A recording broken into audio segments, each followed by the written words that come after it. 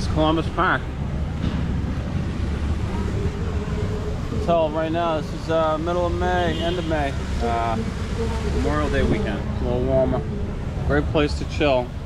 Highly recommend. Come down here to this fountain. Some good shade with these trees, street performers.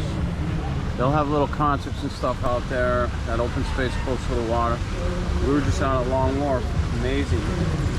Straight ahead where the camera's looking.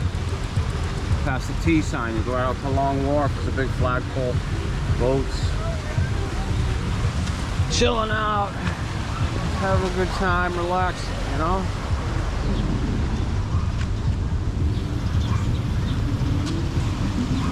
This is one of our favorites. Christopher Columbus Park. Right on the edge of the north end.